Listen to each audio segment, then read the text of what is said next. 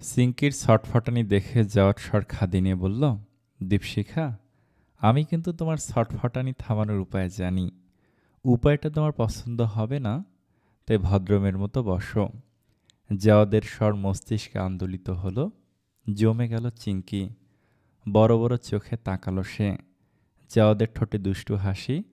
হ্যান্ডেলবারে ঝুলানো একটি হেলমেট পরিয়ে দিল চিঙ্কিকে। খানিকটা ঝুঁকে চিঙ্কির মুখ বরাবর মুখ এনে বলল, শক্ত করে ধরে রাখবে, পড়ে গেলে কিন্তু আমাকে দোষ দিতে পারবে না। চিঙ্কির উত্তরের অপেক্ষা করল না সে। বাইকে বসে স্টার্ট দিল। নক্ষত্র খচিত শীতল দীর্ঘায়িত রাতে পিছের রাস্তা ছিঁড়ে তীব্র বেগে চলছে জাওয়াদের বাইক। চিঙ্কি শক্ত করে জড়িয়ে ধরে রেখেছে তার কোমর। চোখ বন্ধ। শীতল হাওয়া তীব্র বেগে ছিটকে পড়ছে শ্যাম মুখে। জাওয়াদের এক হাত তার ভয়ের কম্পনরত হাতজোড়া ধরে রেখেছে। প্রায় মানুষশূন্য রাস্তায় বাইক চালানোর মজাই আলাদা। একটু পরপর সোডিয়ামের আলো ছুঁয়ে যাচ্ছে তাদের। তারপর আবার আধার। চিঙ্কি কাঁপা স্বরে বলল, আস্তে চালান। পারবো না। শাস্তি কখনো আস্তে দিতে শুনেছ? আপনি খুব খারাপ জানি, নতুন কিছু বলো, বলে হাসল জাওয়াত। চিঙ্কির মনে হলো মানুষটি পাগল হয়ে গেছে। ঠান্ডায় তার মস্তিষ্ক জমে গেছে, তাই নিউরনগুলো কাজ করছে না। জাওয়াত প্রায় চিৎকার করে বলল, দীপশিখা, চোখ খোলো, দেখো রাতটা কত সুন্দর। জাওয়াদের আশ্বস্ত স্বরে পিটপিট করে চোখ খুলল চিঙ্কি। সে জানে না ঠিক কোথায় আছে তা না, তবে চেনা শহরটাকে অচেনা লাগলো যেন। কালো নীলাম্বরে থালার মতো বিশাল একটা চাঁদ। মেঘহীন আকাশে তারাগুলো অলঙ্কৃত করে আছে। বিশাল আকায় রাস্তায় কুয়াশার সাথে প্রতিযোগিতা করছে জাওয়াদের বাইক। পাশ থেকে চলে যাওয়া গাড়ির হেডলাইটগুলো ধোঁয়া উঠছে। কুয়াশা কণায় শীতল হয়ে যাচ্ছে হাত, নাক, মুখ। মনে হলো কোনো ব্যথিত প্রেমিকের গদ্য পড়ছে যেন। চিঙ্কির মস্তিষ্কে ভেসে উঠল তার চেনা গান। এই ধুলো ধুলো শহর তোমার আমার, আসতে পারো, চলে যেতে পারো, এ পৃথিবীর বিষণ্ণ ধুলায় মিশে যেতে পারো তবু। এই বিষাদগ্রস্ত মেঘময় প্রাচীন শহর বারবার তোমাকে ফিরে পেতে চাইবে। যাও দেখ অচেনা বিল্ডিংয়ের সামনে বাইক থামালো। চিঙ্কি অবাক স্বরে বলল, এটা কোথায়? আমাদের বাড়ি। চিঙ্কি অবাক দৃষ্টিতে চাইল। জাওয়াত নরম স্বরে বলল, নামো। চিঙ্কি একরাশ জড়তা নিয়ে নামল। তার মুখখানা জমে গেছে শীতে। জড়সড় হয়ে দাঁড়িয়ে রইল সে। জাওয়াত তার বাইক পার্ক করে আসলো। চিঙ্কিকে ভূতের মতো দাঁড়িয়ে থাকতে দেখে খুব যত্নে তার হেলমেট খুলল, হাত ধরে বলল, চলো। এটা আপনাদের বাড়ি? বিল্ডিংটা এখনও আন্ডার কনস্ট্রাকশনে আছে। ৭ তলার উপর শুধু ইটের গাঁথনি। একটা মানুষের ছাও নেই। চিঙ্কির চোখে মুখে দ্বিধা। জাওয়াত হেসে বলল, ভয় নেই, তোমাকে মেরে টেরে দেব না। আপনার কি ভরসা?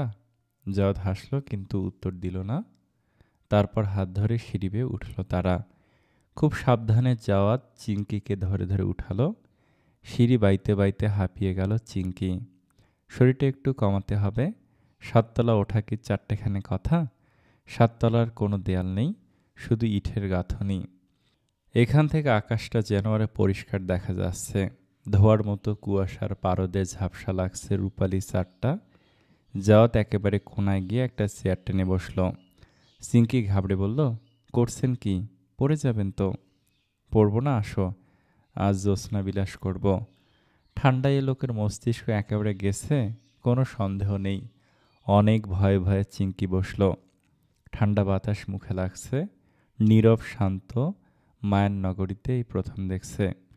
মাথার ওপর ছাদ আছে, তবুও দেয়ালহীন জায়গাটিকে মেঘের ওপর মনে হচ্ছে। জাওয়াত এক নজরে তাকিয়ে আছে আকাশের দিকে। চিঙ্কি গম্ভীর স্বরে বলল, কি কথা বলবেন বলুন। কিছু সময় নীরবতা। চিঙ্কিও কথা বলল না, নীরবতা ভাঙল জাওয়াত। সরি। চিঙ্কির মনে হলো সে কি ভুল শুনল। কান ঠিক আছে? জাওয়াত, যে কিনা নাক আইফেল টাওয়ারে রেখে চলে, সে তাকে সরি বলছে। অবাক স্বরে শুধালো, জি। তখন ওভাবে আমার রিয়েক্ট করা উচিত হয়নি। গাঢ় ম্লান স্বরে নীরবতাটা আরও ঘন হলো। শীতল পরিবেশে বিষাদ ঢেলে দিল যেন কেউ। চিঙ্কি অপ্রস্তুত হলো, কোনো কথা বলতে পারল না। জাওয়াত নিজ থেকেই বলল, আমি সহজে রাগি না। আমার গন্ডারের চামড়া, তখন সেভাবে রেগে যাওয়াটা খুব বেমানান আমার স্বভাবের সাথে। তবু আমি রেগেছি কেন জানো? কেন? আফসার স্বরে শুধালো সিংকি। জাওয়াত ম্লান হেসে বলল, কারণ তোমার মধ্যে আমাকে দেখতে পেয়েছিলাম। আবার তিক্ত নীরবতা। জাওয়াত দীর্ঘশ্বাস ফেলল। তারপর গম্ভীর স্বরে বলল, আমি ছোটবেলা থেকেই খুব জনপ্রিয় ছিলাম জানো। ইচ্ছে করে না, অজান্তে মানুষ আমাকে খুব পছন্দ করত, আমার সাথে মিশতে চাইতো, আমি বাধা দিতাম না। বন্ধু কার না পছন্দ? আর আমি ছিলাম এক্সট্রোভার্ট। কিন্তু এই জনপ্রিয়তা ধীরে ধীরে আমার গলার কাটা হতে থাকলো। অতিরিক্ত ভালোবাসা জনপ্রিয়তার মাঝে মাঝে অন্যের ঈর্ষার কারণ হয়। সেই ঈর্ষাগুলো প্রতিহিংসায় সীমাবদ্ধ থাকে না, একটা সময় ঘৃণা হয়ে যায়। তুইও বুঝতে পারো না, কেউ তোমাকে নিজের পুরোটা হৃদয় দিয়ে ঘৃণা করছে, মুখে হাসি ঝুলিয়ে তোমাকে প্রতি মুহূর্তে বদদোয়া দিচ্ছে, তোমাকে অপদস্থ করে নিজের অন্তরাত্মাকে প্রসন্ন করছে। কতটা ভয়ঙ্কর বলো তো?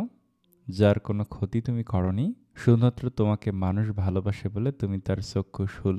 তাই তোমাকে ঘিরে মৌমাছির ঝাঁক থাকলেই, তোমাকে অজস্র মানুষ ভালোবাসলেই তুমি খুব হ্যাপি। তথ্যটা ভুল, আমি হাতে নাতে প্রমাণ পেয়েছি। আমার ইন্টারের ফেয়ারওয়েলের দিনটাই, স্মৃতিটাই বিষাক্ত হয়ে গেছে। ইন্টারের ফেয়ারওয়েলের কথাটা শুনতেই জমে গেল সিংকি। অব্যক্ত অস্বস্তি ঘিরে ধরল তাকে। এই দিনটাতেই মনের অভিব্যক্তি বলেছিল জাওয়াতকে। হাত পা জমে গেল, দাঁত দিয়ে ক্ষতবিক্ষত হলো তার নিম্নাষ্ট। জাওয়াত তার দিকে তাকালো না, আকাশের দিকে তাকিয়ে বিষণ্ণ স্বরে বলল, আমার একটা বন্ধু ছিল, স্কুলে বন্ধু। ও খুব ইনসিকিউর ছিল। চেহারা সুরত মোটামুটি ছিল, ছাত্র মোটামুটি ছিল, তবু সে খুব ইনসিকিউর ছিল। আমি জানি না কেন আমাকে সে সহ্য করতে পারতো না। একই সাথে ওঠা বসা চলাফেরা, কিন্তু আমার প্রশংসা, আমাকে নিয়ে আলোচনা ওর সহ্য হতো না। একটা সময় এলো যখন সুযোগ পেলে আমাকে নিয়ে বাজে কথা বলা শুরু করতো। আমি পাত্তা দিতাম না। আমার অহেতুক নিজের রেপুটেশন নষ্ট করার ইচ্ছে ছিল না, ভালো ছেলের ট্যাগ হারানোর ইচ্ছে ছিল না। কিন্তু ভুলে গিয়েছিলাম অপর মানুষের প্রশান্তি আমাকে নিচে নামাতে। সেদিন বহু প্রেমপত্র পেয়েছিলাম, তার মধ্যে একটা মেয়ে আমাকে সবার সামনে থেকে টেনে এক চিপায় নিয়ে গিয়েছিল বলে আর চোখে তাকালো সিংকির দিকে। সিংকি তখন কাছুমাছু হয়ে বসে রয়েছে। জাত একটু হেসে বলল, তো ওই মেয়ে যখন আমাকে চিপায় নিয়ে গেল, এটা আমার বন্ধুদের মধ্যে ব্রেকিং নিউজ হলো। কারণ দুর্ভাগ্যবশত সে যে মেয়ের ওপর ক্রাশিত, সে আমার ওপর ক্রাশিত। এই ভুল বোঝাবুঝির মধ্যে সে নিজেকে মিশা সওদাগর ভাবা শুরু করলো। বন্ধু আমার নিজেকে আটকাতে পারল না, পুরো কলেজের সামনে আমাকে অপমান করাই তার লক্ষ্য হলো। আমি যখন প্রেমপত্রগুলো নিয়ে ক্লাসে গেলাম, সে অতর্কিতে আমাকে মেরে বসল। সবার সামনে তার এলিজেটলি প্রেমিকাকে ছিনিয়ে নেওয়ার অপবাদ দিল। চিৎকার করে সবাইকে বলল, আমি বন্ধু নামের কলঙ্ক। বন্ধু হয়ে তার পিঠে ছুরি দিয়েছি, জানা সত্ত্বেও ও যাকে পছন্দ করে তার সাথে ফ্লার্ট করেছি, ব্লা ব্লা ব্লা। ফলে অবাক দর্শকের মতো ক্লাসের সবার চোখ আমার দিকে। তারাও কোথাও না কোথাও মেনে নিল আমি নিম্ন মানসিকতার মানুষ, যে বন্ধুদের ঠকাই। আমার বন্ধু ভাবল সে জনগণের সামনে হিরো হয়ে গেছে, ফলে সে আবার আমাকে মারল। এক পর্যায়ে আমিও শান্ত থাকতে পারলাম না। ফলে জীবনে যা কখনো করিনি, সেদিন তাই করলাম। আমার কলেজের শেষ দিন আমি মারপিট করলাম। প্রিন্সিপাল স্যার ডেকে নিয়ে গেলেন, দুজনকেই শাসালেন। আমার ফেয়ারওয়েল জলে। ইট ওয়াজ দ্য ওয়ার্স্ট ডে। আমি মনেও করতে চাই না সেই দিনটাকে। সেদিন একটা সত্যি বুঝতে পারলাম, মানুষ তোমার সাথে হেসে কথা বলছে মানে এই না যে সে তোমার বন্ধু। আর এসব বিষধর শব্দের যত প্রশ্রয় দিবে, তখন জোরে এরা সবল দিবে। তাই আমি সবার সাথে হেসে কথা বললেও আমি একজন বন্ধুহীন প্রাণী। আমি জানি সবাই আমার বাহিরের খোলসটা দেখে আকর্ষিত হয়, কেউ আমাকে বোঝার জন্য আমার সাথে বন্ধুত্ব করে না। এই যে তুমিও তো কোথাও না কোথাও আমার বাহিরের খোলসটাতে আকর্ষিত।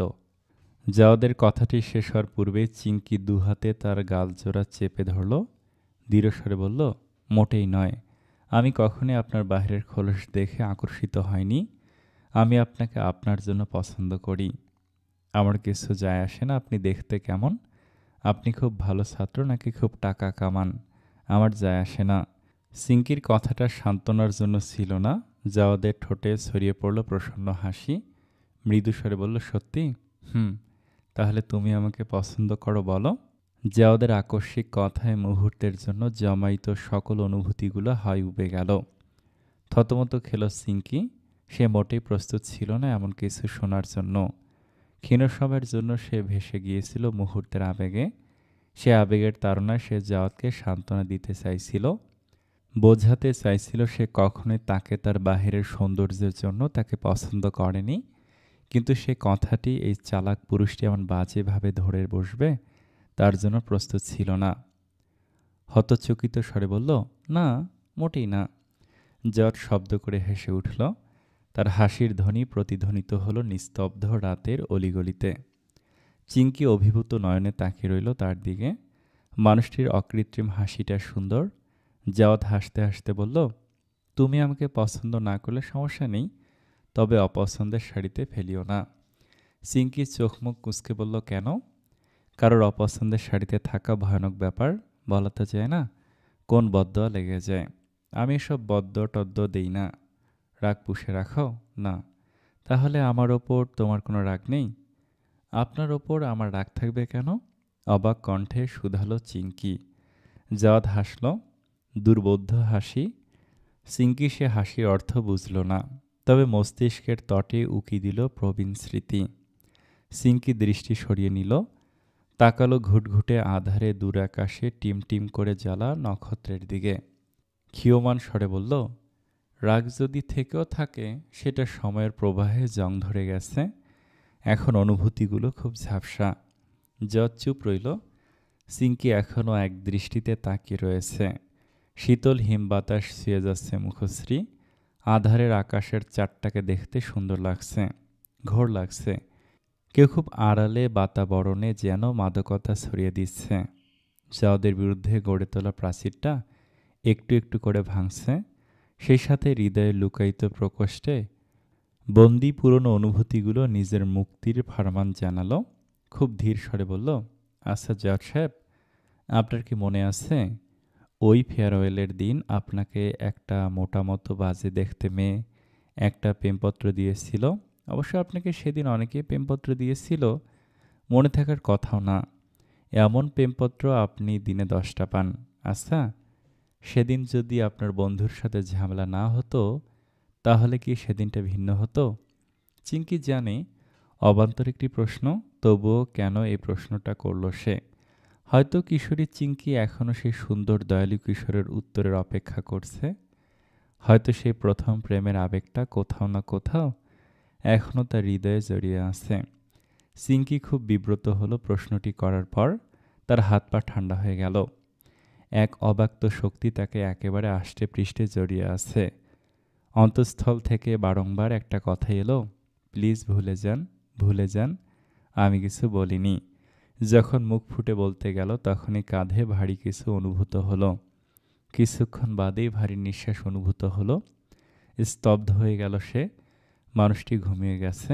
হ্যাঁ, জাওয়াত ঘুমিয়ে গেছে, তাও তার কাঁধে মাথা রেখে। কোনো মানুষ কথা বলতে বলতে ঘুমিয়ে যেতে পারে? এই প্রথম দেখল চিঙ্কি। ভাবতে হেসে উঠল চিঙ্কি। অন্তর থেকে বিশাল ভার কিছু নেমে গেল যেন।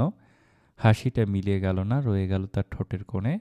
উষ্ণ এক অনুভূতি হৃদয়কে দোলা দিল। রাতটা অনেক শান্ত সুন্দর। পাশের পাগল মানুষটা আরও সুন্দর। সূর্যের প্রথম কিরণ চোখে পড়তেই চোখ কুঁচকে গেল জাওয়াদের। কুয়াশা স্নাত সমীরণ বইছে। চোখ ফেলতেই দেখল ধরণীর আধার একটু একটু করে শুষে নিচ্ছে সূর্যের নরম প্রভা। শান্ত প্রকৃতি, নিস্তব্ধতা চিরে পাখির ডাক শোনা যাচ্ছে। এত উপর থেকে কমলা সূর্যের একাংশ দেখা যাচ্ছে। জাওয়াদের মস্তিষ্ক সতেজ হতেই অনুভূত হলো সে নরম কিছুতে মাথা রেখেছে, ফলে স্নায়ু সচ্চার হলো। তখন টের পেল সে চিঙ্কির কোলে ভুসভুস করে ঘুমাচ্ছিল। দু চোখ মেলে উপরে চাইল। মেয়েটা বসে বসে মাথা নুয়ে ঘুমাচ্ছে। সূর্যের নরম আভা তার শ্যামমুখে এসে ভিড়েছে। সারাটা রাত একভাবে বসেছিল সে। জাওয়াত বোকার মতো চেয়ে রইল চিঙ্কির দিকে। ঘুম ভাঙতে এমন কিছু দেখবে কল্পনাতীত ছিল। উপরন্ত তার ঘুমন্ত শান্ত মুখখানা দেখতে ইচ্ছে করছে। অথচ তাদের এখন বাড়ি ফেরা উচিত। সে কখন ঘুমিয়ে গেছে নিজেরও খেয়াল নেই। সারাদিনের ধকলে কখন চোখ বুজে এসেছিল টের পায়নি অবধি। কারোর গায়ে ঘেঁষাঘেঁষি করা অপছন্দ যাওয়াদের, অথচ সে নিশ্চিন্তে সিঙ্কির কোলে ঘুমাচ্ছে। নিজের এমন পরিবর্তনে সে নিজেও অবাক। বিস্ময় তার চিন্তা চেতনাকে ঘিরে ধরল। জাত গতকাল থেকে অদ্ভুত আচরণ করছে। অবান্তর কারণে রাত বিরাতে হিমঠান্ডায় একটা মেয়ের বাড়িতে গিয়ে দাঁড়িয়েছিল। একরকম জোরপূর্বক সে মেয়েটিকে সাথে নিয়ে বের হলো, কারণ তাকে তার জীবনের বাজের দিনের গল্প শোনাবে। শুধু সেখানে সে সীমাবদ্ধ ছিল না, সে তাকে তার কোলে নিশ্চিন্তে সকাল অবধি ঘুমালো। কথা বলতে বলতে কে ঘুমায়? আকাশের চাঁদ। খোলা পরিবেশে মানুষকে প্রেম করতে শুনেছে, অথচ এমন বেপরোয়াভাবে ঘুমাতে কাউকে শোনেনি। উঠে বসলো জাওয়াত। ঘড়িতে তখন সময় 6টা 30। সূর্যের নরম আভায় আলোকিত পৃথিবীর দিকে তাকিয়ে মস্তিষ্ক কোষগুলো ত্বরান্বিত হলো। নিজের অবুদ্ধিতায় নিজের কপাল চাপড়াতে ইচ্ছে হলো। মেয়েটির দিকে তাকিয়ে মায়া হলো। কি অসহায়ের মতো ঘুমাচ্ছে। ডাকতে ইচ্ছে করছে না মোটেই, কিন্তু ডাকতে হবে, কারণ ওদিকের কি অবস্থা সে জানে না। তরঙ্গিনী আপু কি সামলিয়ে নিয়েছে কে জানে। জাওয়াত মাথা চুলকালো। মস্তিষ্ক মোটেই কাজ করছে না তার। আলতো করে ডাকলো চিঙ্কিকে। দুবার ডাকতেই ফোলা ফোলা চোখে তাকালো। চোখ জোড়া রাজ্যের ঘুম। জাওয়াত মৃদুস্বরে বলল, বাড়ি যাবে না? জাওয়াদের কথায় ঘুম ছুটে পালালো তার। মস্তিষ্ক সতেজ হতেই একরাশ চিন্তা হানা দিল। সারা রাত সে বাহিরে, বাসার কি অবস্থা কিছুই জানা নেই। বাবা নিশ্চয় এখন উঠে গেছে। শীতল হাওয়াতে ঘামতে লাগলো চিঙ্কি। জাওয়াদের মোটরসাইকেল থামলো ঠিক চিঙ্কির বাড়ির নিচে। চিঙ্কি তাড়াহুড়ো করে নামলো বাইক থেকে। হুড়মুড় করে বাড়িতে ঢুকতে গেলেই হাত টেনে ধরল জাওয়াত। মৃদুস্বরে বলল, সরি। অন্য সময় হলে চিঙ্কি বোধহয় দু কথা শুনিয়ে দিত, কিন্তু আজ পারল না। কেন যেন মানুষটির অসহায় চাহনিতে কিছু বলতে ইচ্ছে হলো না, বরং স্বর নরম হলো। আপনি বাড়ি যান, অফিস আছে তো, পরে কথা বলবো। পরে কথা বলবে তো? হুম। চিঙ্কির কথা শুনতেই ঠোঁটে হাসি ফুটে উঠল জাওয়াদের। প্রফুল্ল চিত্তে বাইক স্টার্ট দিল সে। তরঙ্গিনী চুপিসারে দরজা খুলে দিল। ঘরের প্রতিটা প্রাণী এখনো ঘুমে। মোস্তফা সাহেব সকালে আজ উঠতে পারেননি, তাতে সুবিধাই হলো দুবোনের। চিঙ্কি সরাসরি নিজের ঘরে চলে গেল। তরঙ্গিনীর চোখ মুখ শক্ত। সে কঠিন স্বরে শুধালো, রাতভর কোথায় ফষ্টি নষ্টি করছিলি? তরঙ্গিনীর প্রশ্নে চোখ বড় বড় হয়ে গেল চিঙ্কির। তরঙ্গিনীর এমন অশ্লীল ভাষ্যের প্রয়োগে সে বাকরুদ্ধ হল।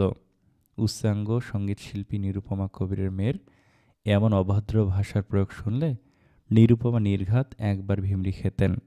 দুদিন বিলাপ চলত। তৃতীয় দিন তরঙ্গিনীর স্বামীকে বাড়িতে ডেকে একেবারে দক্ষযোগ্য। ভাগ্যিস তিনি শোনেননি। চিঙ্কি হতাশারে বলল, এ কেমন বিশ্রী ভাষা আপু। আহা, তুমি রাত বিরাতে ওই ছেলের সঙ্গে রঙ্গ করবে, আর আমি বললে দোষ? সত্যি করে বল, রাতভর কইছিলি? আমি মোটেই রঙ্গ করিনি আপু। উনি আমাকে ওনাদের একটা অর্ধনির্মিত ফ্ল্যাটে নিয়ে গিয়েছিলেন, আর এমন কিছুই হয়নি। আমি এত চিপ না। আহা হা, নিকু পিসি, কিছু বুঝি না আমি। সত্যি করে বল, চুমু খেয়েছে? তরঙ্গিনীর এমন জেরায় বারবার হতবাক হচ্ছে চিঙ্কি। এক প্রকার অপ্রসন্ন মুখভঙ্গি করে বলল, সি না। জড়িয়ে ধরেছে? না। হাত ধরে বসেছিল? হুম। চিঙ্কির উত্তরে তরঙ্গিনী হতাশ গলায় বলল, ছাগলটা করেছে কি তাহলে? কাঁধে মাথা রেখে ঘুমিয়েছে? ও মাই গড, কি করেছিস রে চিঙ্কি? এক প্রকার আর্তনাদ করে উঠল তরঙ্গিনী। চিঙ্কি তার মুখ চেপে ধরে বলল, চেঁচাচ্ছিস কেন? তার হাত সরিয়ে তরঙ্গিনী চিন্তিত গলায় উত্তর দিল, চিঙ্কিরে তুই শেষ। মামলা একেবারে জন্ডিস। মানে? তরঙ্গিনী দীর্ঘশ্বাস ফেলে বিজ্ঞস্বরে বলল, সায়েন্স বলে যদি কোনো ছেলে কোনো মেয়ের কাঁধে মাথা রেখে ঘুমায়, সেই ছেলে নির্ঘাত তার প্রেমে হাবুডুবু খাচ্ছে। ছাগলটা তোর প্রেমে পড়েছে শতভাগ নিশ্চিত আমি। আপু, এবার দুলাভাই আসলে তুই মাথার চিকিৎসাটা করাস প্লিজ। চিঙ্কি ওড়না খুলে বিছানায় রেখে বসল। তরঙ্গিনী তার হাত ধরে বলল, তুই বিশ্বাস করছিস না আমাকে? না, করছি না, করার কথাও না। আর তুই প্রেম নিয়ে এত জানিস কি করে? তুই তো কখনো প্রেম করিসনি। কথাটা শুনতে তরঙ্গিনী হাসল, যার অর্থ বুঝতে একেবারেই সময় লাগলো না চিঙ্কির। চোখ বড় বড় করে বলল, তার মানে দুলাভাইয়ের সাথে তোর বিয়েটা লাভ কম অ্যারেঞ্জ। তুই তো তলে তলে নজর দিস না, তোরটা হচ্ছে অ্যারেঞ্জ কাম লাভ, মোটেই লাভ নয়। তরঙ্গিনী গালে হাত দিয়ে দুষ্টু স্বরে বলল, সত্যি করে বল, তুই একেবারে পছন্দ করিস না ছাগলটাকে? বারবার ছাগল বলবে না তো, জলে। ধ্যাত, তুমি যাও, আমি ঘুমাবো। কেন, রাতে ঘুমাতে দেয়নি? সি, মানুষ হলে কি বলবে? দুলাভাই এবার আসলে বলতে হবে তোর ব্রেনের চিকিৎসা করাতে। যা এখান থেকে। তরঙ্গিনী গুনগুন করতে করতে বেরিয়ে গেল। প্রেমে পড়েছে মন, প্রেমে পড়েছে, অচেনা এক মানুষ আমায় পাগল করেছে।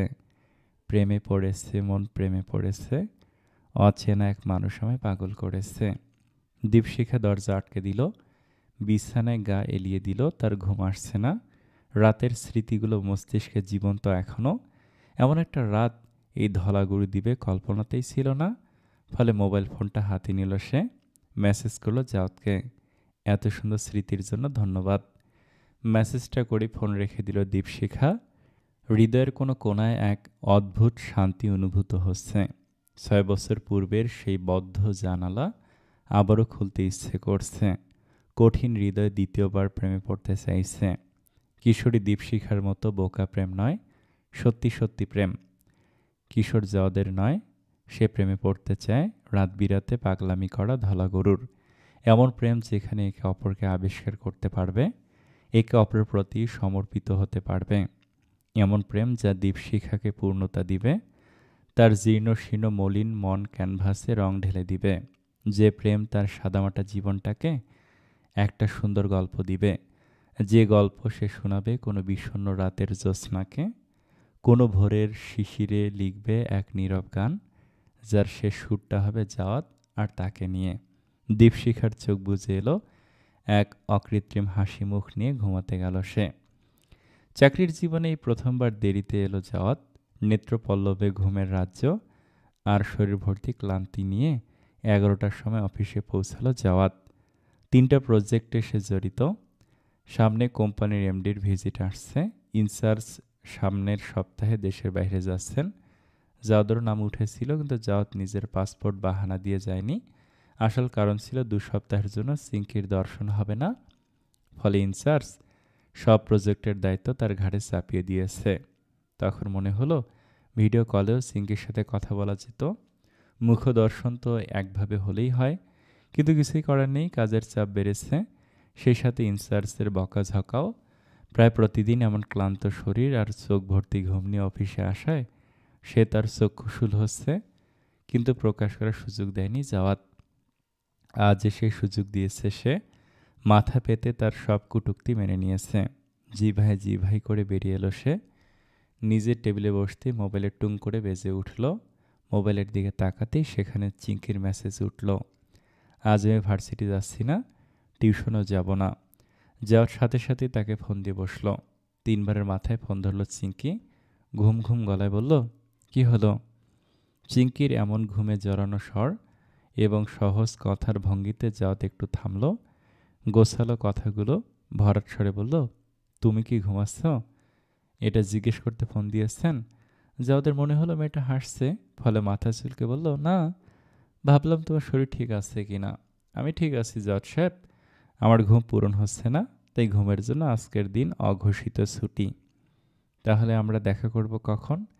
একদিন না দেখা করলে কি আপনার উপর আকাশ ভেঙে পড়বে? পড়তেও পারে, ইউ নেভার নো, হয়তো আরও ভয়ানক কিছু হতে পারে। ওপাশ থেকে হাসির শব্দ কানে এলো। মেয়েটা রেগে নেই। যাক, রাত্রি ভ্রমণটা কাজে এলো। যদি গত রাতের ঠান্ডার মধ্যে বাইক চালানোটা খুব বুদ্ধিমানের কিছু ছিল না, কারণ জাওয়াদের গলা ভেঙে গেছে, নাক বন্ধ হয়ে আছে, গাও ব্যথা, কিন্তু চিঙ্কি রেগে নেই। সে হেসে হেসে কথা বলছে। এটাই মনের শান্তি, কিন্তু আজ দেখা হবে না, ব্যাপারটি খুব ভাবাচ্ছে তাকে। তখন ওপাশ থেকে মৃদুস্বরে বলল, জাওয়াত সাহেব, আপনি ভুলে যাচ্ছেন, আমাদের সকালটাই একে অপরের মুখ দেখে হয়েছে। আজকের দিনের কোটা ওখানেই পূরণ হয়ে গেছে, তাই আজ আমি ঘর থেকে বের হচ্ছি না, এখন ঘুমাবো, রাখছি। বলে মেয়েটা ফোন রেখে দিল। যাও দীর্ঘশ্বাস ফেলল। চিঙ্কির এই কাটকাট স্বভাবগুলোতে সে অভ্যস্ত। মেয়েটির আনুষ্ঠানিকতা বা সামাজিকতার বালাই নেই। সে কখনো অপর মানুষটির জন্য অপেক্ষা করবে না। জাওদের স্বভাব একেবারে উল্টো, হয়তো এই কারণেই সে সবচেয়ে আলাদা। সিঙ্কি ঠিক বলেছে, আজ সকালের সূচনাই হয়েছে তার মুখ দর্শনে, সুতরাং আজকের দিনে দেখা না হলে সমস্যা নেই। ফলে ঠোঁটের কোণায় উন্মোচিত হলো হাসি। এর মধ্যেই পাশের কলিগ শুধালো, একা একা হাসছো কেন জাওয়াত? না তো, তুমি খুব বদলে গেছো। হ্যাঁ তাই নাকি? হ্যাঁ। কলিগের কথার উত্তর দিল না জাওয়াত। ভাবনার মেঘ ভিড়ল মস্তিষ্কে। সত্যি কি সে বদলে গেছে? রাতের আঁধুরে চাঁদ ঘিরে মেঘেরা ভেসে বেড়াচ্ছে। ব্যস্ত শহরের যানজট ছাপিয়ে অসম্ভব মাথা ব্যথা এবং শরীর ব্যথা নিয়ে বাড়ি ফিরল জাওয়াত। শরীরের প্রতিটা অংশে অসহনীয় ব্যথা। মনে হচ্ছে তাকে ধরে কেউ নির্মমভাবে গণপিটুনি দিয়েছে। চুলগুলো ভিজে গেছে ঘামে, তাপমাত্রা হুট করেই বেড়ে গেছে। শীতের রুক্ষতা ঢাকা নামক শহর থেকে কোনো কথাবার্তা ছাড়াই পালাতে চাইছে, তাতে সন্দেহ রইল না। ফলে জ্যাকেটটা হাতে ঝুলিয়ে কলিং বেল বাজালো। তাকে অবাক করে দরজা খুলল পাভেল। প্রথমে মনে হলো পাভেলের প্লাস্টিক সার্জারি হয়েছে, চিনতে কষ্ট হচ্ছে। অবশ্য কতদিন এই মুখখানা সে দেখেনি, হিসাব করা হয়নি। ফলে নিস্পৃহ স্বরে জাওয়াত শুধালো, তোর বাড়িঘর নেই? আমার বাড়ি কি? পাভেল খেঁচিয়ে উত্তর দিল, তুই বেঁচে আছিস নাকি চিঙ্কি তোকে বরবাদ করেছে দেখতে এসেছি। বসার ঘরে টিভি ছেড়ে বসেছিল জ্যোতি। কোলে একটা পপকর্নের বাটি। টিভিতে কোরিয়ান একটা সিরিজ চলছে। সিং সিং ফুং ফাং শব্দে মাথা ব্যথাটা বাড়ল যেন জাওয়াদের। এসে ধুম করে প্লাগ খুলে ফেলল। জ্যোতি কিছু বলার আগে কঠিন স্বরে বলল, এই ছাগলকে বিদায় করে দরজা আটকে দিবি, আর ঘরে শব্দ করবি না। এটা অন্যায় ভাইয়া। পকেট থেকে মানিব্যাগটা জ্যোতির হাতে ধরিয়ে বলল, শব্দ যেন না হয়। জ্যোতি টাকাপ্রেমী নারী, সে হেডফোন দিয়েও তার সিরিজ দেখে নিবে। পাভেলের দিকে তাকিয়ে বলল, চলো পাভেল ভাই, বাড়ি যাও, রাখ তোর বাড়ি। পাভেল ক্ষিপ্ত দৃষ্টি তাকিয়ে রয়েছে জাওয়াদের দিকে।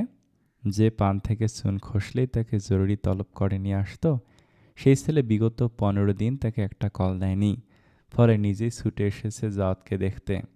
তাকে সম্পূর্ণ সুস্থ বলা যাচ্ছে না, কেমন ছন্নছাড়া কবি কবি ভাব চলে এসেছে তার মাঝে। চুল উস্কো খুস্কো, চোখের নিচে ক্লান্তির ছাপ, অথচ মুখমণ্ডলে সন্তুষ্টি।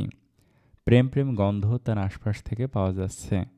জাওয়াত জামা বদলে ফেলেছে, একটা পাতলা টি শার্ট পরল। বিছানায় বসতে বসতে ভীষণ বিরক্তি নিয়ে বলল, তুই কি এখানে থাকবি আজকে?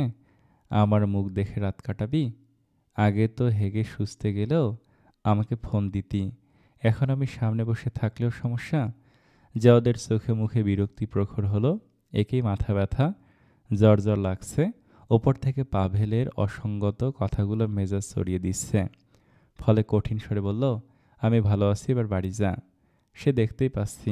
শুনলাম গতরাতে নাকি তুই বাড়ি ফিরিসনি। কই ছিলি? চিঙ্কির বাড়ির সামনে। জ্যোতির মুখটা সেলোটেপ দিয়ে আটকে রাখতে পারলে ভালো হতো। নিশ্চয়ই ঘুষ খেয়ে সব গড়গড় করে বলে দিয়েছে। পাভেলের চোখে মুখে চাপা হাসি। কৌতুক কণ্ঠে শুধালো, তা চিঙ্কির জাদুটোনা ধরতে পেরেছিস নাকি? সেই জাদুটোনায় নিজেই পিছলে গেছিস। চিঙ্কি মোটেই জাদুটোনা করে না, ফাও বকিস না। ও বাবা, আমি ফাও বকছি? এই ভাষ্য তোর ছিল? ভুল ছিল। শি ইজ ডিফারেন্ট, ইউনিক, বলে মৃদু হাসল জাওয়াত। পাভেল কিছু সময় হতভম্ব তাকিয়ে রইল। তারপর বিদ্রুপ টেনে বলল, কেস তো জন্ডিস। তোর হাল দেখে মনে হচ্ছে মেয়েটা আসলে জাদু জানে। মানে এই কয়দিনে তুই সিঙ্কির মালা জপছিস। অবচা গাধা। মানে আমার বিশ্বাস করতে হবে তুমি চিঙ্কির প্রেমে পড়নি? মোটেই না, পাগল তুই। পাভেল হতভম্ব স্বরে শুধালো, তাহলে তোমাদের মধ্যে কি চলছে? মানে তোমাদের ফিউচার কি? দুবারই বিয়ের কথা বলছে। আঙ্কেল আজকেও আমাকে ডেসপারেটলি জিজ্ঞেস করলো, তোদের মধ্যে কি চলছে? তুই ওকে বিয়ে করবি? অবশ্যই না। তাহলে তুই কি চাচ্ছিস? জ্যোতির ভাষ্য অনুযায়ী তুই প্রতিদিন ওর সাথে দেখা করছিস, গত রাতে ওর সাথে ছিলি। এগুলো শুধু স্বপ্নের জন্য? তুই ওর স্বপ্নের ভয়ে ওর সাথে সময় কাটাচ্ছিস। তারপর? তারপর কি? তোর ভাষ্য মতে তুই সিঙ্কির প্রেমে পড়িসনি, তুই সিঙ্কিকে বিয়ে করতে চাস না। তাহলে তোদের মধ্যকার সম্পর্কটা কি? আলটিমেটলি কি চাচ্ছিস তুই? পাভেলের প্রশ্নে স্তম্ভিত হলো জাওয়াত। তার কাছে উত্তর নেই, মাথাটা ব্যথা করছে প্রচণ্ড। জাওয়াদের প্রশ্নগুলো অত্যন্ত যন্ত্রণা দিচ্ছে। ফলে পাভেলকে ঠেলে ঠুলে ঘর থেকে বের করলো। মুখের ওপর দরজা লাগানোর পূর্বে কড়াসুরে বলল, আমাকে নিয়ে তোর এত ভাবা লাগবে না। শীতের মৃদু শীতলতায় হু হু করে জ্বর উঠল জাওদের, মধ্যরাতের বিষণ্ণ জ্বর, যে জ্বরে শরীরের প্রতিটি কোণ চিৎকার করে জানান দেয় অসহনীয় বেদনার। মস্তিষ্ক ভারী হয়ে যায় কিছু অযথা চিন্তায়, ঘুমাতে চাইল মস্তিষ্ক সজাগ। পানি পিপাসায় গলা শুকিয়ে এলো, কিন্তু শরীরটাকে টেনে তোলার সামর্থ্য নেই আত্মার। ঝাপসা চিন্তা চেতনায় এক গোলগাল শ্যামলা মুখ ভেসে উঠল। নীল রঙের শাড়ির আঁচলটা উঠছে তার, খোপা করা চুল থেকে কিছু অবাধ্য চুল ঢিলে হয়ে কপালে পড়ছে। মুখখানা দেখে বুকের মধ্যেইখানে শান্তি আসলো। সেই শান্তির স্থায়ী কাল হলো ক্ষীণ। যখন তার চোখ জোড়ায় বিষণ্ণ দৃষ্টি তাকে শুধালো, কেন ঠকাচ্ছ আমাকে? জাওদের মনে হলো তার হৃদয়ে কেউ ভোঁতা ছুরি ঢুকিয়ে দিয়েছে। এত অসহনীয় যন্ত্রণা অনুভূত হলো। অধৈর্য হয়ে গেল জাওয়াত। হৃদয়টা ছিঁড়ে আসায় অদ্ভুত অনাহুত নীল ব্যথা তাকে দুর্বল করে দিল। ভিজে এলো নয়ন। সে ঝাপসা অবয়বকে নিজের মাঝে আগলে রাখার দুর্নিবার ইচ্ছে হলো, কিন্তু অভিমানী তাকে সুযোগ দিল না। ফলে অতল কৃষ্ণ গহ্বরে হারিয়ে যেতে লাগলো জাওয়াত। একটু শোনো, বলার অবকাশ পেল না জাওয়াত। তার পূর্বে চেতনা হারালো যখন চোখ মেলল, নিজেকে আবিষ্কার করলো হাসপাতালের বিছানায়। তার প্রথম যে মুখখানা দেখল সেটা হলো সিঙ্কির, গোলগাল শ্যামলা স্নিগ্ধ সেই মুখে। সেই মুখখানার দিকে অবলীলায় তাকিয়ে রইল জাওয়াত। তার চোখের দৃষ্টি উদ্ভ্রান্ত, চোখের কোণ ভেজা, ঠোঁট বিড়বিড় করছে, তবে সেই স্বর কান অব্দি আসছে না। দীপশিখা উৎকণ্ঠিত স্বরে শুধালো, আপনার কি খুব কষ্ট হচ্ছে? জাওয়াত কিছু বলার চেষ্টা করলো, কিন্তু পারল না। তার শরীর নিস্তেজ লাগছে, ঘুম পাচ্ছে। তাকে কি ঘুমের ওষুধ দেয়া হয়েছে? হতে পারে, তাই তো চোখের পাতা শুধু বুজে আছে। আচ্ছা, চোখ বুঝলে কি সিঙ্কি হারিয়ে যাবে? সে কি আর দেখা দিবে না? ভাবতে পারছে না জাওয়াত। খুব কষ্ট হচ্ছে, তাই চিঙ্কির হাতটা সে চেপে ধরল। হাত ধরলে সে যেতে পারবে না। চিঙ্কির হাতটা বুকের কাছে চেপে ধরেই দ্বিতীয়বারের মতো জ্ঞান হারালো সে। জাওয়াদের জ্ঞান ফিরল দুপুরের সময়, সূর্যের তাপ যখন মিয়ে এসেছে। আজানের ধ্বনি ভেসে আসছে দূর মসজিদ থেকে। নার্সের ক্যাঁচক্যাঁচে তীক্ষ্ণ স্বর কানে আসছে। শরীরে এক শিহরণ অনুভূত হচ্ছে। ডান হাতে চিনচিনে ব্যথা, ঘামে জবজবে হয়ে গেছে শুভ্র দেহ। চোখ মেলতেই দেখল তার হাতে একটি নরম তুলতুলে হাত। দুর্বল চোখে পাশে তাকাতেই ক্ষীণ ধাক্কা লাগল।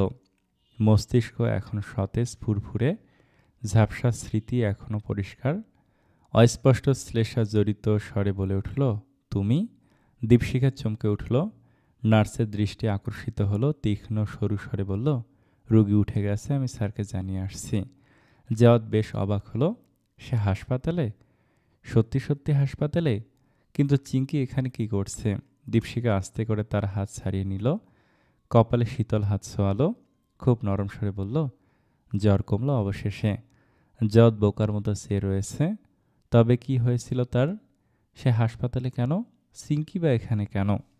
কিছু শুধাবার পূর্বেই পাভেলের গদগদ স্বর কানে এলো, ওরে দোস্ত, বাইসে আসস তাইলে? পাভেলের স্বর কানে আসতে আশপাশ তাকালো সে। ঘর ভর্তি মানুষ, বাবা, জ্যোতি, বড় মামা, পাভেল, তরঙ্গিনী আপু আর চিঙ্কি। আর কাউকে কি আনা বাকি আছে? মনে হচ্ছে প্রতিবেশীদের ফোন করার সময় পায়নি, হয়তো তাদেরও দেখা যেত। কেবিন বেশ বড়সড়, দুটো বিছানা, মাঝে বেশ জায়গা, ফ্রিজ আছে ছোট। রোগীর বিছানার সাথে একটি টেবিল, যেখানে জড়ো করে রাখা ওষুধের প্যাকেট। এর মধ্যে আব্দুল হামিদ সাহেব রাশভারী স্বরে বলে উঠলেন, এখন শরীর কেমন তোমার? জি আব্বা, ভালো, ভাঙা স্বরে উত্তর দিল জাওয়াত। তিনি তবু আশ্বস্ত হতে পারছেন না। এত তাগড়া ছেলের কাঁপুনি দিয়ে জ্বর আসা আর বেহুশ হয়ে যাওয়া দেখে তিনি বেশ ঘাবড়ে গেছেন। ফলে অপ্রসন্ন স্বরে বলল, তোমাকে বারবার বলি মশারিটা নিয়ে ঘুমাও, মশার যে উপদ্রব। কিন্তু তুমি মোটেও শোনো না। এখন দোয়া করো যেন ডেঙ্গু না হয়। বংশে তুমি প্রথম যে জ্বরের জন্য হাসপাতালে ভর্তি হয়েছ। একটা সময় জ্বর কি জিনিস আমরা জানতামই না, কখন আসতো যেত বুঝতেই পারতাম না। অথচ তোমাদের জেনারেশন শুধু জিমে বডি বানাতে পারো, কিন্তু ইমিউনিটি নেই। এক মশার কামড়ে কাইত। বাবার এমন বাক্যে বেশ লজ্জা পেল জাওয়াত। 6 ফুট লম্বা তাগড়া যুবক জ্বরে এমন হাসপাতালের বিছানায় শুয়ে আছে, ব্যাপারটা খুব লজ্জাজনক লাগছে তার কাছে। এর মাঝে বড় মামাকে খুব দুশ্চিন্তিত ঠেকল। তার ধারণা জাওয়াদের টাইফয়েড বা ডেঙ্গু হয়েছে, করোনা হতে পারে। এখন যদিও করোনার খুব বেশি শক্তি নেই, তবুও তিনি মাস্ক পরে বসে আছে, একটু পরপর স্যানিটাইজার দিয়ে হাত মুছছেন। ডাক্তার এলো কিছুক্ষণ বাদে। জাওদের স্যালাইন শেষ হয়েছে। ডাক্তার তাকে দেখে জিজ্ঞেস করলো, এখন কেমন লাগছে? জি ভালো, শুধু গলা শুকিয়ে আসছে। জ্বর ছাড়ছে, সে কারণে এমন লাগছে। আপনার এখন জ্বর নেই, টেম্পারেচার নর্মাল, তবে জ্বর আবার আসতেও পারে। কিছু টেস্ট করতে দিয়েছি, সেগুলো রিপোর্ট আসতে 2 দিন সময় লাগছে। আপনার কি শ্বাসকষ্ট আছে? জি না, হালকা গলা ব্যথা। পেট খারাপ? বুঝতে পারছি না। আচ্ছা, বলে ডাক্তার কাগজে কিছু ঘষাঘষি করে চলে গেল। চিঙ্কি তখনও জাওদের পাশে দাঁড়ানো। তার বেশ বিব্রত বোধ হচ্ছে। তার ধারণা এই জ্বর তার জন্য। পরশুদিন অমন ঠান্ডায় জাওদ বের না হলে এমন হতো না। জাওদ উঠে বসল, সংকুচিত স্বরে বলল, আমার কি হয়েছিল? মির্গি ব্যারাম। জ্যোতি ফোঁস করে নিঃশ্বাস ছেড়ে উত্তর দিল। জাওদ অবাক স্বরে শুধালো, কি? ভোরে তোর ঘর থেকে ফোনের শব্দ পাচ্ছিলাম, আমি যে দেখি তোর ফোন বাজছে, অথচ তুই কাঁপছিস। গায়ে হাত দিয়ে দেখি জ্বর। ডাকছি সাড়া দিচ্ছিস না, ভয় পেয়ে গেছিলাম। বাবা বললেন, জুতো শুকাতে লাভ হলো না, ভয় তো আমার হাত পা ঠান্ডা হয়ে গেল। ভাগ্যিস পাবেল ভাইকে ফোন দিলাম, সে তাড়াতাড়ি ছুটে এলো। তারপর তোকে নিয়ে এখানে নিয়ে এসেছি। দীপশিকা আপু তোকে ফোন করছিল বিধায় আমি তাকে হাসপাতালের অ্যাড্রেস দিয়েছি।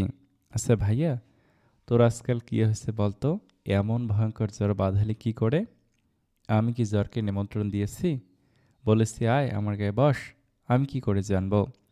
ঝগড়ার স্বরে উত্তর দিল জাওয়াত। জ্যোতি মুখ ভেংসি কেটে বলল, তোর মতো অকৃতজ্ঞ বাপু জীবনে দেখিনি। কোথায় থ্যাংক ইউ বলবি? তা না ঝামটি দিচ্ছিস। এজন্য বলে কারো উপকার করতে হয় না। শোন, তোর উচিত আমাকে আর পাবেল ভাইকে রেস্টুরেন্টে ট্রিট দেয়া। কোথায় জীবন বাঁচালাম শুক্রিয়া করবি তা না। ভ্যান ভ্যান করিস না তো, গা গুলাচ্ছে। বমি করে দেব তোর গায়ে। আব্দুল হামিদ গলা খাকারি দিতে ভাই বোন থেমে গেল। তিনি দীপশিখার তরঙ্গিনীর উদ্দেশ্যে বললেন, মা তোমরা কিছু খেয়ে নিবে, চলো, দুপুর হয়ে গেছে, সে কখন থেকে বসে আছো। না না আঙ্কেল, ব্যস্ত হবেন না। জাওয়াত সাহেবের জ্ঞান ফিরেছে, জ্বর কমেছে, তাই আমরা এখন বাসায় যাব। বাবা মা চিন্তা করছে। বিনয়ী স্বরে উত্তর দিল দীপশিখা। আব্দুল হামিদ তার হবু পুত্রবধূর ওপর বেশ প্রসন্ন। কি ভালো মেয়ে, এখন থেকেই তার অকর্মণ্য পুত্রের প্রতি কতটা যত্নশীল। তিনি বেশ প্রসন্ন কণ্ঠে বলল, তোমার বাবা মাকে আমার সালাম দিও, আর বলিও আমার সাথে দেখা করতে বা কথা বলতে।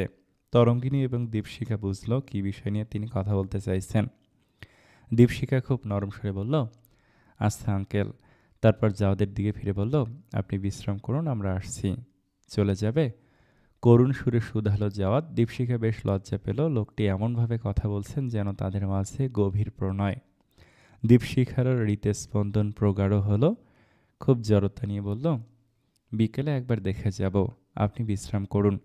জাওয়াত মাথা নাড়ালো। কেবিন থেকে বের হতেই তরঙ্গিনী হাসতে হাসতে বলল, জুলিয়েটের বুক থেকে পাথর নেমেছে। না তাপু, কী সব বলিস তুই? বলবো না? তুই যেভাবে পেনিক করছিলি, ঘেমে নেমে একাকার হাল করছিলি, করবো না? একটা মানুষ হুট করে এত অসুস্থ হয়ে যায় নাকি? ভয় পেয়েছিলি বুঝি? দীপশিখা কিছু সময় চুপ থেকে বলল, খুব ভয় পেয়েছিলাম, মনে হচ্ছিল আমি বুঝি মারা যাচ্ছি। এতটা ভয় আগে কখনো পাইনি আপু। তরঙ্গিনী হাসল শুধু, কিছুই বলল না। তার হাসি দেখে দীপশিখার গা জ্বলছে। এই আপুটা পৃথিবীর সর্বশ্রেষ্ঠ ধুরন্ধর মহিলা। এই মহিলা শুধু হাসবে কিন্তু কিছু বলবে না, অসহ্য। জাওদের গায়ে জ্বর নেই, সে পা লম্বা করে শুয়ে আছে। শরীরে ব্যথা কমছে, বিশ্রী জ্বর হয়েছে তার। এই জ্বরে খাবারের রুচি চলে যায়। জাওদের মুখে রুচি নেই। তার সামনে বসে পাভেল বিরিয়ানি খাচ্ছে। ব্যাপারটি দেখে অত্যন্ত রাগ হলেও সে কিছুই বলতে পারছে না, কারণ সে তার প্রাণ বাঁচিয়েছে। তাই তার হাবাতে পনা দেখতে হচ্ছে। কিন্তু সেটা চিন্তার বিষয় নয়। চিন্তার বিষয় বিয়ের ব্যাপার নিয়ে বাবা বেশ উত্তেজিত। তিনি চিঙ্কিকে যতটা পছন্দ করেছেন তার থেকে বেশি পছন্দ করা শুরু করেছেন। ব্যাপারটি জাওদের জন্য মোটেই সুখময় কিছু নয়, কারণ সে চিঙ্কিকে বিয়ে করতে চাইছে না। চিঙ্কিকে বিয়ের কথা ভাবতেই তার হাত পা ঠান্ডা হয়ে যায়। দুঃস্বপ্নের ভয়ে সে চিঙ্কির সাথে দেখা করে। গতরাতের স্বপ্নের মেয়েটা চিঙ্কি ছিল, যার জন্য এমন ভয়ানক জ্বর এসেছে তার। চিঙ্কির স্বপ্নগুলো এখন আরও ভয়ঙ্কর হয়ে যাচ্ছে। এখন তো জীবনের ঝুঁকিও হয়ে যাচ্ছে। আপাত দৃষ্টিতে চিঙ্কিকে বিয়ে করা অতি উত্তম উপায়। এতে করে সে সব ঝামেলা থেকে পরিত্রাণ পাবে। কিন্তু কোথাও না কোথাও বেশ অপরাধীও লাগে নিজেকে। কারণ সে চিঙ্কিকে ভালোবাসে না। চিঙ্কিকে সে শুধু নিজের জন্য ব্যবহার করছে। ব্যাপারটি মোটেই মন সায় দিতে চাইছে না। তাকে চিন্তিত দেখে আব্দুল হামিদ সাহেব ভারী গলায় বললেন, এত চিন্তা করো না, সুস্থ হয়ে যাও, আর অফিসে জানিয়ে দাও তুমি যেতে পারবে না। বারান্দায় খোলা চুলে দাঁড়িয়ে আছে দীপশিখা। তমসার কৃষ্ণরঙ্গ পৃথিবীর সব আলো চুষে নিয়েছে। তাদের এলাকায় কারেন্ট নেই, ফলে ঘুটঘুটে আঁধারে ডুবে আছে সব। তাদের বিপরীতের বড় ছতলার বারান্দায় দুটো মানবী গুজগুজ করে গল্প করছে। তারা কি গল্প করছে? নিশ্চয়ই কোনো বিশেষ কিছু। এরা এই বাড়িটায় নতুন এসেছে, বিবাহিত দম্পতি। শুধু স্বামী স্ত্রী থাকে। মেয়েটি অসম্ভব সুন্দরী, ছেলেটা অতটাও সুন্দর নয়। অথচ কি চমৎকার লাগে তাদের। আচ্ছা, তাকে আর জাওয়াতকে কি বিয়ের পর এমন লাগবে? তারাও কি এমন খোলা আকাশে কৃষ্ণ আধারে গল্প করবে? কি গল্প করবে? জাওয়াত কি তার কপালে আসা চুলগুলো পরম আদরে কানে গুঁজে দেবে? ভাবতেই ঠোঁটের কোণে উকি দিল স্নিগ্ধ হাসি। তখন বাবার স্বর শোনা গেল, চিঙ্কি মা আসবো? বাবা খুব কম অনুমতি নেয়। অনুমতি নেওয়া মানে সে কোনো বিশেষ কারণে এসেছে। চিঙ্কি বারান্দা থেকে উত্তর দিল, এসো বাবা। মোস্তফা মেয়ের ঘরে ঢুকলেন। অন্ধকারে কিছু দেখা যাচ্ছে না, তবে মেয়ে যে বারান্দায় অলস ভঙ্গিতে দাঁড়িয়ে আছে সেটা বুঝতে পারলেন। মোস্তফা তার দু মেয়েকেই ভালোবাসেন, তবে চিঙ্কিকে বেশি ভালোবাসেন। কারণ মেয়েটি তার প্রতিচ্ছবি। দুনিয়া বলে মেয়েরা যদি বাবার মতো দেখতে হয় তবে অত্যাধিক সুখী হয়। কথাটা চিঙ্কির ক্ষেত্রে বেশ ভুল, কারণ সে সমাজের কাছে তাচ্ছিল্য ছাড়া কিছুই পায়নি। বাবা মা তার দুর্বল সন্তানদের প্রতি বেশি যত্নশীল হন। চিঙ্কি দুর্বল না, তবু মোস্তফা তাকে বেশি আদর করেন। মেয়েটিকে সমাজ বোঝে না। কঠোর নারীর তুলতুলে হৃদয়টাকে তারা মূল্য দেয় না। মোস্তফা মেয়ের পাশে দাঁড়ালেন, মৃদু স্বরে বললেন, অন্ধকারে ভয় লাগে না মা? না বাবা, লাগে না, কারণ আমি জানি তুমি আছো। সেটাও ঠিক। আমি তোর জন্য মিষ্টি এনেছি, লুকিয়ে রেখেছি 2 পিস। খাবি? বাবা, তুমি কিছু বলবে? সংকোচ করো না। মোস্তফা জানেন মেয়ে তাকে ঠিক ধরে ফেলবে, তাই সংকুচিত স্বরে বলল, জাওয়াদের বাবা ফোন করেছিল মা, উনি তোমার মত জানতে চাইছে। দীপশিখা কিছু সময় চুপ থেকে ধীর স্বরে বলল, আচ্ছা বাবা, ধরো কেউ যদি তোমাকে একবার কাঁদায়, তাকে কি দ্বিতীয়বার সুযোগ দেয়া যায়? মোস্তফা কোনো প্রশ্ন করলেন না, মেয়ের হেয়ালির অর্থ খুঁজতে চাইলেন না। হেসে খুব ধীর স্বরে বললেন, পুরুষ মানুষ খুব অদ্ভুত প্রাণী রে মা। তাদের পৃথিবীটা বিশাল নয়, তার বিশাল পৃথিবীর ভেতর একটি ছোট পৃথিবীকে আগলে রাখতে ভালোবাসে। সেই পৃথিবীর চোখে জল তাদের সহ্য হয় না। এখন যে তোমাকে কাঁদিয়েছে, তুমি যদি তার সেই ছোট্ট পৃথিবীর একজন হও, তবে তাকে দ্বিতীয়বার সুযোগ দেওয়া যেতেই পারে। দীপশিখা হাসলো, শুধালো, জাওয়াতকে তোমার কেমন লাগে বাবা? ভালো। আমার ভালো লাগে। আমি কি হ্যাঁ বলে দেব? দাও। মোস্তফা খুশি হলেন, মেয়ের মাথায় হাত রেখে বললেন, তুই কি আমাকে খুশি করতে বললি মা? না বাবা, আমি সত্যি ওনাকে পছন্দ করি। একটা কথা মনে রাখবে মা, তোমরা আমার পৃথিবী, তোমাদের চোখে জল আমার সহ্য হয় না। বাবা কি বোঝাতে চাইল চিঙ্কি তা বুঝতে কষ্ট হলো না। অন্ধকারে তার হাসি দেখা গেল না, তবে সে হাসছে, মন খুলে হাসছে। যাদের সব রিপোর্ট স্বাভাবিক হলো, তার ডেঙ্গু হয়নি, সামান্য জ্বর। ডাক্তার জানালেন সে অতিরিক্ত মানসিক চাপ নিয়ে ফেলেছে বলে এমন হয়েছে। যা শুনে আব্দুল হামিদ মুখ বাঁকালেন, দাঁত খেসে বললেন, অপদার্থ। জাওয়াত অবশ্য গায়ে মাখলেন না। জ্বরের বাহানায় হাসপাতালের নথি দেখিয়ে 7 দিন ছুটি নিল জাওয়াত। ইনচার্জ বেচারা চায়না যাওয়ার আনন্দ ভুলে জাওয়াদের কাজ করছে। সে অনুতপ্ত। তার ধারণা জাওয়াদের জ্বরের কারণ সে হবেই না কেন। জাওয়াদের মতো ছেলেকে সে বকেছে শুধুমাত্র দেরিতে আসার জন্য। চাকরির এতদিনে কেউ তার ভুল ধরার সুযোগ পায়নি। তার নামে কোনো অভিযোগ নেই। সব কিছুতে পারদর্শী ছেলেটিকে সামান্য দেরিতে আসার জন্য বকাঝকা করা মোটেই উচিত হয়নি তার। তাই সে নিজ থেকেই তার ছুটির আর্জিকে সমর্থন জানিয়েছে। এখন 7 দিন জাওয়াদের কাজ পায়ের ওপর পা তুলে কাটানো। তাকে কেন হাসপাতালে নিয়ে যাওয়া হয়েছে সেটাও একটা রহস্য। তার বিশ্বাস হচ্ছে না আব্দুল হামিদ সাহেবের মতো মানুষও ভয় পেয়েছে। অবশ্য জাওয়াদের এই ছুটি নেওয়ার আরেকটি কারণ আছে।